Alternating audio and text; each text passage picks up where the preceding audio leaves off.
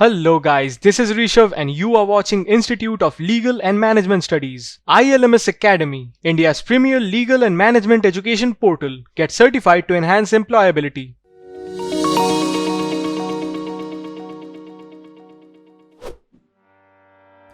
All about RTI in India.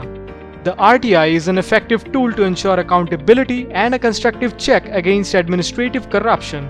Further, it is also about improving the people's participation in the day-to-day governance, which is ultimately what every democratic state should strive for. Like Alexander Pope said, to err is human. Nevertheless, to let errors debase society is unviable. Checks on power not only ensure its proper use, but also implants fear in the mind of a person vested with power, which in turn prevents the misuse of power due to the fear of revelation. In a democracy, the government is of the people, by the people, and for the people. It is imperative for the general public to know about the significant decisions taken, rationale, and consequences of such decisions. Information and knowledge are essential for realizing all human aspirations. Information empowers the people and permits them to appropriately exercise their social, legal, economic, and political rights. Almost every society has tried to make endeavors by placing the mechanisms for the free flow of information and ideas for people to access them whenever it is required. There are a number of reasons which emphasize the necessity of such a right in a country like India, which unfortunately carries the dubious tag of being one of the most corrupt nations. Right to information is thus a potent instrument for countering corruption and punish the guilty. The right to information is therefore central to the achievement of the Millennium Development Goals. What is RTI?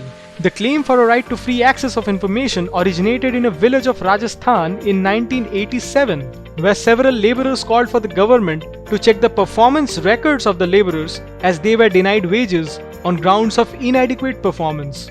Massive protests were performed by the labor unions, particularly by the Mazdoor Kisan Shakti Sanghathan, which resulted in the release of files regarding the working of laborers. The files showed extensive corruption on government's part and proved the innocence of the laborers. If anything, this movement became a strong weapon to keep an eye on the government. After that period, the demand for an essential tool in the hands of the citizens to ensure a check on the working of government authority took place.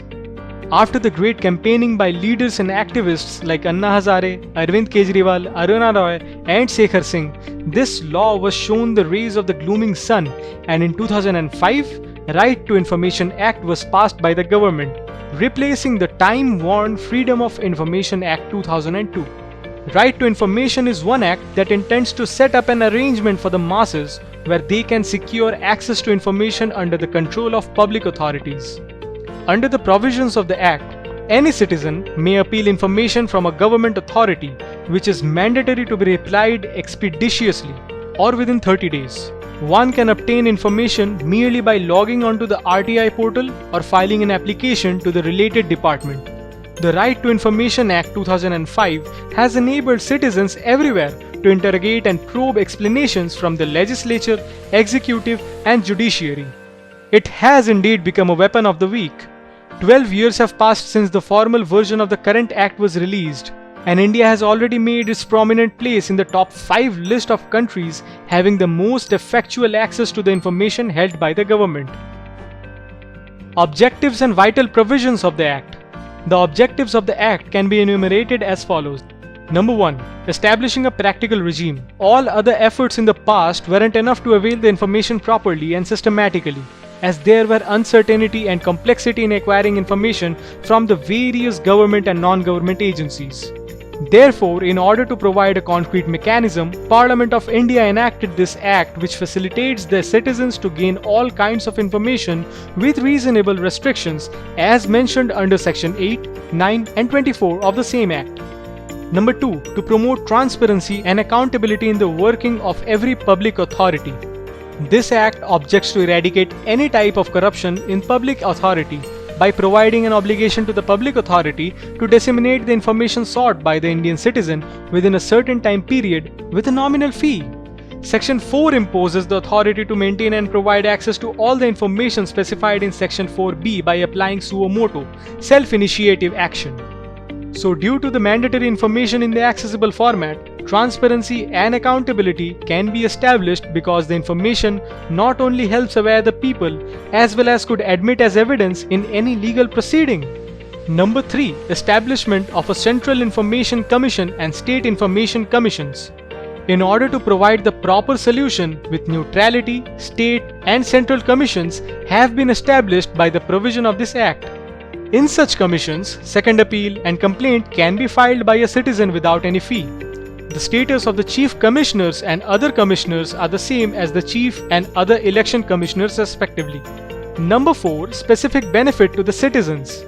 According to Section 3 of RTI Act, only citizen of India is eligible to file the application for any information subject to this Act. But the guideline issued by the Ministry of Personnel, Public Grievances and Pension Department of Personnel and Training directs that if any RTI application filed on behalf of an organization should be accepted as a personal application on behalf of that name of the person mentioned in the RTI application rather than being rejected. Who are all covered under RTI? The RTI Act covers various departments, as the sole spirit of the Act is to promote transparency and accountability within the government. Although almost all the departments and bodies controlled or funded by the central government, even at the state level, are covered under the Act. However, departments funded by the state governments are accessible only in those states which have state RTIs. There are certain departments which do not fall under the purview of the given Act. These include departments dealing with defense and national security. Some other bodies like National Security Guard, the Intelligence Bureau and the Border Security Force, etc. RTI, fundamental as a right, some important cases to look into. The right to information is a fundamental right flowing from Article 19(1)(a) of the Constitution is now a well-settled proposition. Over the years, the Supreme Court has repeatedly ruled in the favor of the citizen's right to know. The character of this right and the pertinent restrictions thereto has been discussed by the Supreme Court in multiple cases.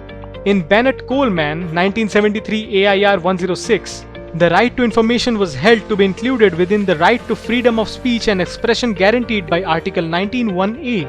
In Rajnarayan 1975 AIR 865, the court explicitly stated that it is not in the interest of the public to cover with a veil of secrecy the common routine business. The responsibility of officials to explain and to justify their acts is the chief safeguard against oppression and corruption. In A.K. Gopalan vs. State of Madras 1950 AIR 27 case, in the words of Das J., social interest in individual liberty may have to be subordinated to other greater social interest. Indeed, there has to be a balance between individual rights guaranteed under Article 19(1) and the exigencies of the state, which is the custodian of the interests of the general public, public order, decency or morality of the other public interests which may compendiously be described as social welfare.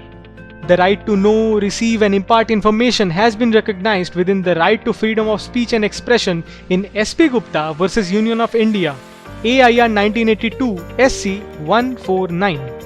It was admitted that whenever disclosure of a document is clearly contrary to the public interest, it is immune from disclosure. But the decision on such immunity will rest with the court and not with the head of the government or department. How to file an RTI? An RTI application can be filed in one of three ways. For online, visit rtionline.gov.in and log in to file an RTI. Via post, send your application to the concerned department via speed post or registered post. In person, visit the public information officer of the concerned department and he or she will guide you further.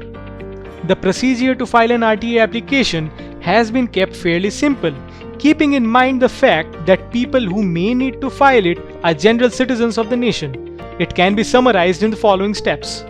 Determine which department of your query concerns and who the public information officer there is.